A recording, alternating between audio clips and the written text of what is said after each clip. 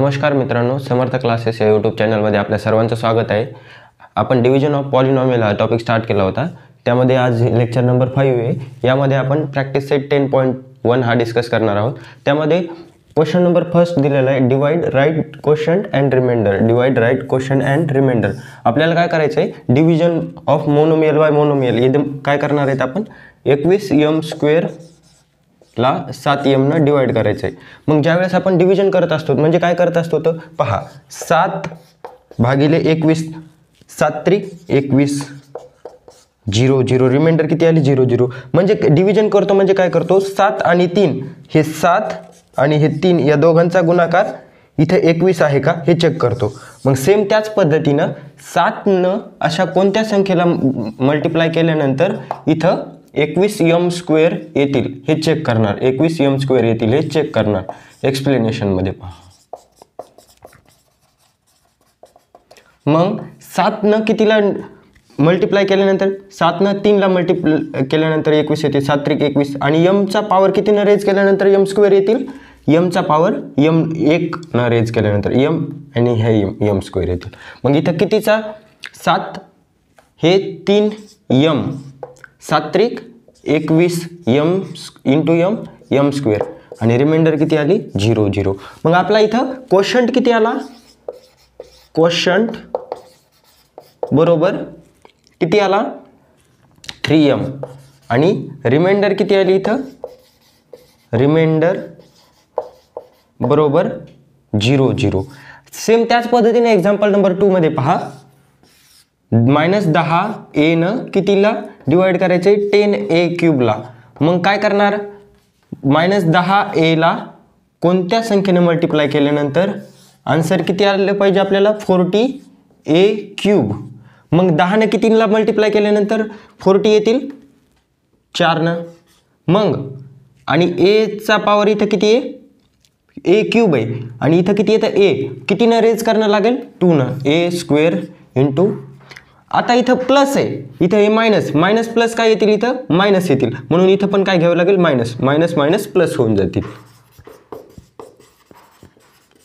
मग कितीचा भाग गेला, -4a².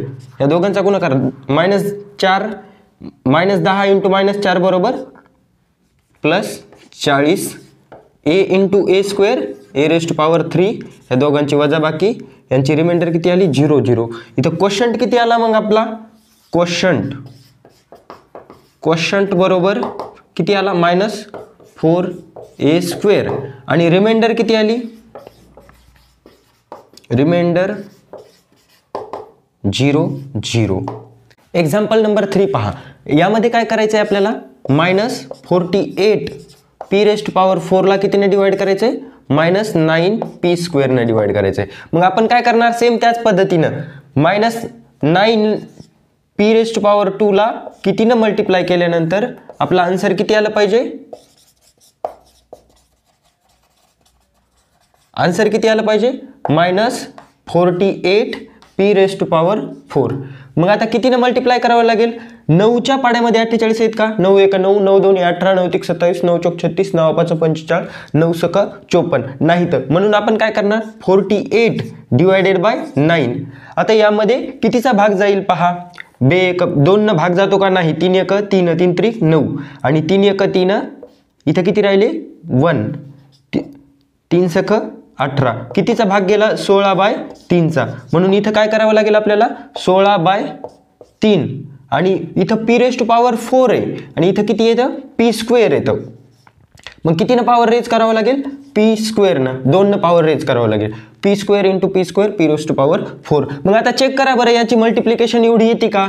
मग काय करणार, -9p² into 16/3p² is equal to काय येते पहा, 3 1 3, 3 त्रिक 9, -3p² इंटू 16p² बरोबर 16 1 16, 16 32, 16 त्रिक 48, 48p⁴. आणि हे दोघांचे मायनस प्लस मायनस आले का, 48p⁴. म्हणून इथं कितीचा भाग गेला, 16/3चा, p⁴2 p⁴2 यांची मल्टिप्लिकेशन किती आली -48 p⁴ आणि ही वजाबाकी आणि हे मायनस मायनस प्लस प्लस झाले आणि याची वजाबाकी, इथं प्लस झाले आणि वरती मायनस म्हणून याची काय होईल वजाबाकी 0 0. क्वोशंट किती आला सांगा. क्वोशंट बरोबर काय आला मग आपला 16/3 p² आणि रिमाइंडर किती आली इथं रिमाइंडर बरोबर किती आली 0 0. एक्झाम्पल नंबर 4 मध्ये पहा काय करायचं आहे आपल्याला. 40 m⁵ ला कितीने डिवाइड करायचे 30 m⁵ न. मग काय करणार 30 m⁵ ला कोणत्या संख्येने मल्टिप्लाय केल्यानंतर आपला आन्सर किती येते 40 m⁵. मग काय करणार 40 भागिले 30 10 त्रिक 30. मग आता सांगा 30 × 30 30 दोन्ही 60 डायरेक्ट येते का नाही, म्हणून आपण 40 भागिले 30 केले आणि इथं किती इथं जसं केलं होतं 48 ला 9 ने डिवाइड केलं होतं आणि 16/3 आलं होतं. सेम त्याच पद्धतीने इथं काय केलं 40 भागिले 30 आणि मग 10 त्रिक 30 10 चौक 40 बरोबर. इथं 4/3 चा भाग गेला. इथं m⁵ येतं आपल्याला आन्सरमध्ये किती पाहिजे m⁵ म्हणून कितीने पॉवर रेज करावं लागेल 2 न. म्हणून इथं किती आले 4/3 m² आणि याचं मल्टिप्लिकेशन चेक करा बरं येतंय का 30 m² गुणिले किती 4/3 m² बरोबर m³ आहेत ना हे, सॉरी इथं m³ येतं m³ 3 × 3 3 × 30 बरोबर 10 m³ × 4 m² is equal to या दोघांचं मल्टिप्लिकेशन किती आलं 40 m⁵ m⁵ × m⁵ बरोबर m⁵ आले इथं. म्हणून आपण काय करणार आता कितीचा भाग गेला 40 m⁵.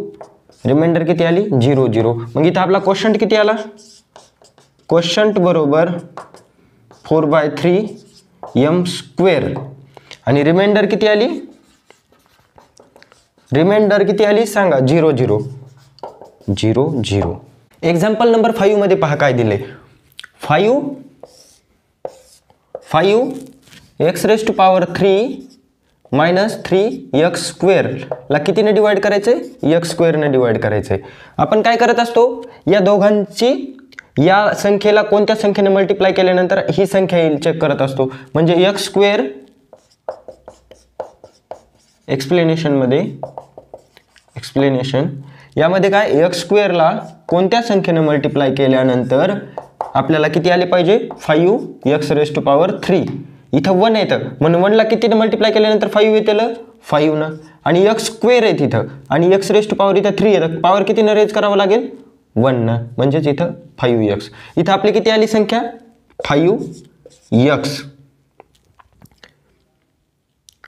5x आणि याचं मल्टिप्लिकेशन किती आली 5x⁻³ रिमाइंडर किती आली आता इथं 0 आणि परत हे -3x² हे खाली आले हे इथं. नंतर आता x² ला कितीने मल्टिप्लाय करावं लागेल की आपला आन्सर किती आलं पाहिजे 3 - 3x² आलं पाहिजे. मग आता x ला कितीने मल्टिप्लाय करावं लागेल की -3x² येतील. इथं कितीने मल्टिप्लाय करावं लागेल -3 न -3 मल्टिप्लाय केल्यानंतर किती येतील -3 × x -3x². मग इथे किती येणार -3 आणि आता यांचा गुणाकार किती आला -3x² आणि आता हे मायनस वजाबाकी आणि हे मायनस मिळून प्लस आणि प्लस मायनस वजाबाकी याची रिमाइंडर किती आली 0 0. मग आता इथं क्वोशंट किती आला या ENT क्वोशंट बरोबर 5x - 3 आणि रिमाइंडर किती आली इथं रिमाइंडर बरोबर 0 0. आता एक्झाम्पल नंबर 6 मध्ये पहा काय करायचं आहे आपल्याला 8 p⁻³ ला p⁻³ - 4p² ला कितीने डिवाइड करायचंय 2p² ने डिवाइड करायचंय.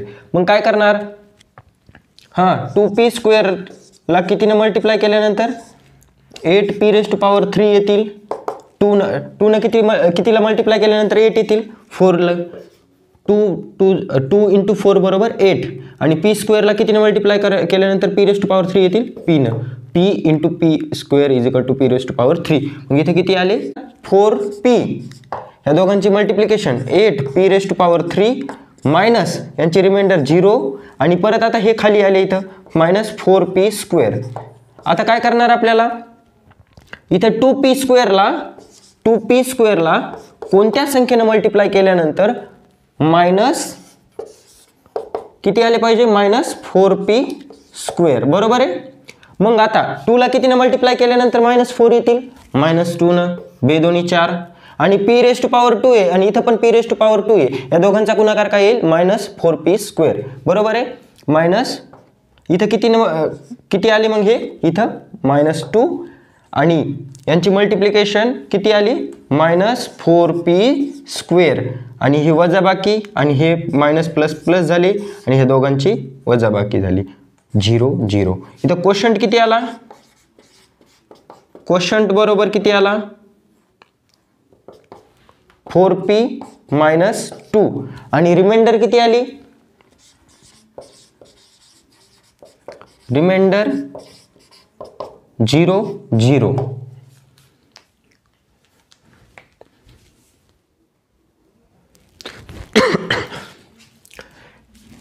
एक्झाम्पल नंबर 7 मध्ये पहा काय करायचं आहे आपल्याला 2y raised to power 3 plus 4y square plus 3 ला कितीने डिवाइड करायचे 2y स्क्वेअरने डिवाइड करायचे. मग आपण सेम त्याच पद्धतीने काय करणार 2y स्क्वेअरला कोणत्या संख्येने मल्टिप्लाय केल्यानंतर 2y क्यूब येतील. 2 ला 1 ने मल्टिप्लाय केल्यानंतर 2 येतील आणि y रेस्ट टू पॉवर कितीने रेज करावं लागेल 1 न म्हणून y कितीने मल्टिप्लाय करावं लागेल मग y न. मग यांचा गुणाकार किती आला 2 into y 2y raised to power 3 y square into y raised to power 3 minus यांची रिमाइंडर 0 आणि हे आता 4y raised to power 4y raised to power 2 plus 4y raised to power 2. आता काय करायचंय 2y रेस्ट टू पॉवर 2 ला 2y raised to power 2 ला कोणत्या संख्येने मल्टिप्लाय केल्यानंतर 4y स्क्वेअर येतील हे चेक करायचंय.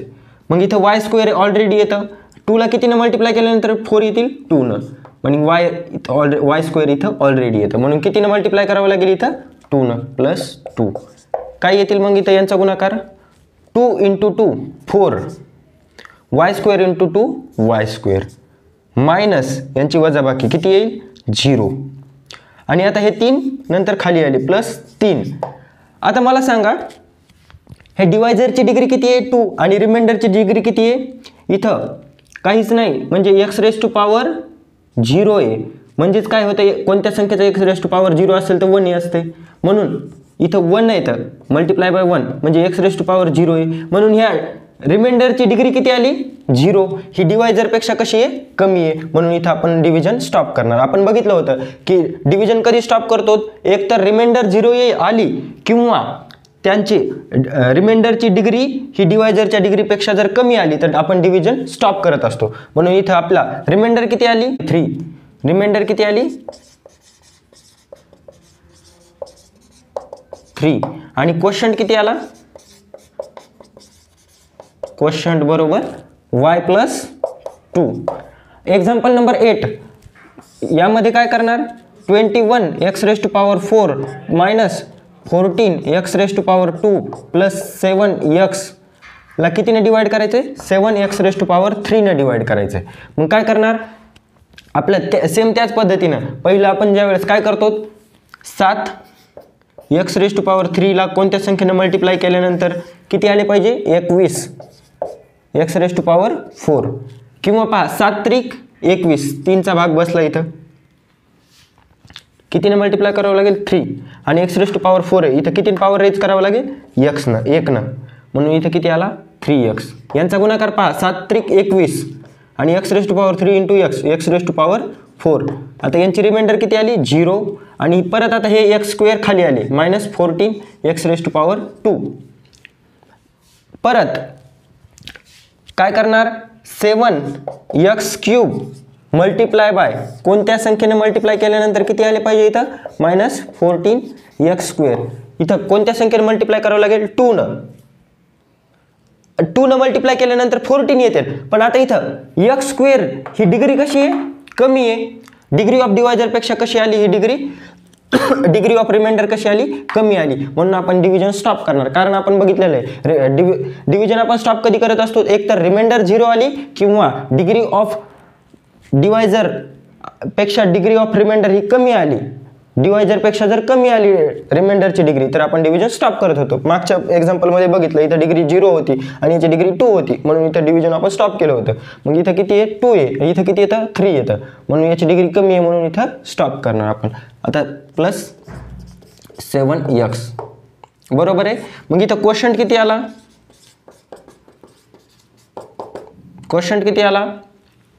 3x आणि रिमाइंडर किती आली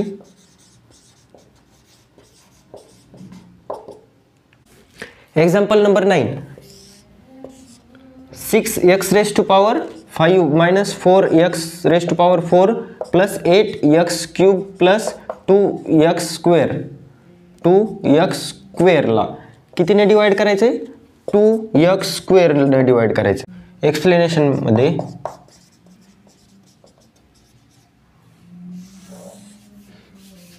आपल्याला 2x² ला कितीने मल्टिप्लाय केल्यानंतर इथं किती आले पाहिजे 6x⁵ 6x⁵. 2 ला कितीने मल्टिप्लाय केल्यानंतर 6 येतील 3 न 3 आणि x² ला कितीने मल्टिप्लाय केल्यानंतर x⁵ येतील x³ न बरोबर आहे.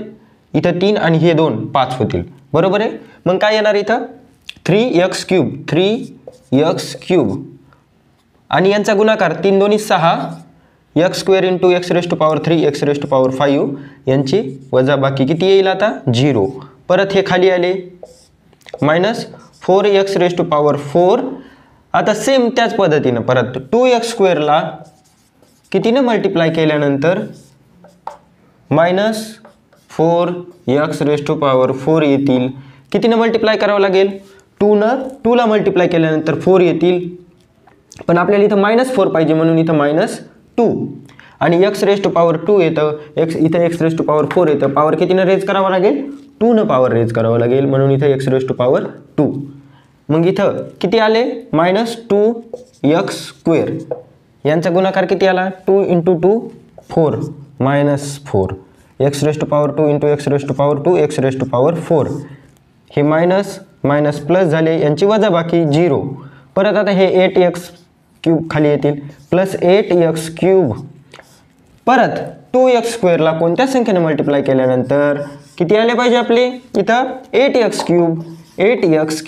मग 2 ला कितीने मल्टिप्लाय करावं लागेल की 8 येतील 4 न आणि x² ला कितीने मल्टिप्लाय करावं लागेल की x³ येतील x न x⁴1 आणि हा 2 हे दोघांची ॲडिशन 3 x⁴3. मग इथं किती आले आपले +4x यांचा गुणाकार 2 × 4 8 x² × x³ आणि यांची वजाबाकी किती आली 0. परत आता हे 2x खाली आले 2x + 2x².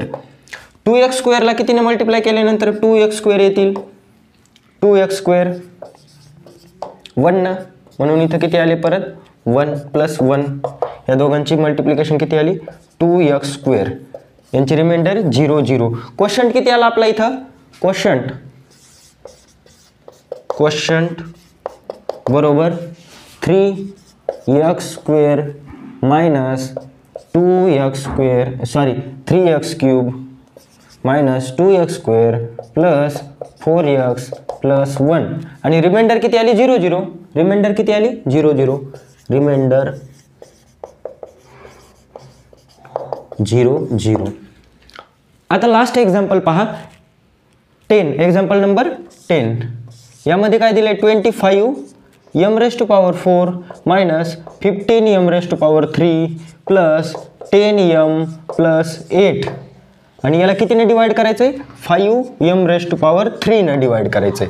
मग आता पहा आपल्या सेम त्याच पद्धतीनं 5m³ ला कितीने मल्टिप्लाय केल्यानंतर इथं किती आले पाहिजे 25m⁴ आले पाहिजे. कितीनं मल्टिप्लाय करावं लागेल? 5नं 5ला मल्टिप्लाय केल्यानंतर 25 येतील इथं. 5 × 5 25 आणि m रेस्ट पॉवर 3 आहे. कितीनं पॉवर रेज करावं लागेल? 1नं पॉवर रेज करावं लागेल, बरोबर आहे. मग इथं किती आले वरती आपले? 5m. या दोघांची मल्टिप्लिकेशन किती आली? 5 × 5 25, m rest power 3 × m = m rest power 4 आणि यांची वजाबाकी किती आली? 0. आता परत हे खाली आले 15 m रेस्ट पॉवर 3. आता यांचा गुणाकार 5m³ इंटू कोणत्या संख्येने मल्टिप्लाय केल्यानंतर? -15 m रेस्ट पॉवर 3 येतील. 5ने कितीला मल्टिप्लाय केल्यानंतर 15 येतील? 3नं. आणि पण इथं मायनस आहे म्हणून इथं मायनस आणि m³ आहे इथं आणि इथं ऑलरेडी m³ आहे म्हणून काही मल्टिप्लाय करायची गरज नाही. म्हणून किती आले इथं? -3नं मल्टिप्लाय केल्यानंतर किती आले? मायनस यांचा गुणाकार 5 त्रिक 15 -15 m रेस्ट पॉवर 3 आणि यांची वजाबाकी शेवटी हे मायनस आणि हे मायनस प्लस झाले आणि यांची शेवटी वजाबाकी 0 0. परत आता हे काय आले? हे 8 10 m + 8 हे खाली आले. आता यानंतर mचा पॉवर किती आहे इथं? रिमाइंडरचा पॉवर किती आहे इथं? 1 आहे आणि डिवायझरचा पॉवर किती आहे? 3 आहे. म्हणून इथं आपण डिव्हिजन स्टॉप करणार, कारण काय? डिवायझरचा पॉवर जास्त आहे आणि रिमाइंडरचा पॉवर इथं कमी आला आहे. त्यामुळं आपल्या इथं क्वोशंट किती आला? मग क्वोशंट कोणता असतो? क्वोशंट 5m - 3 आणि रिमाइंडर किती आली? रिमाइंडर किती आली?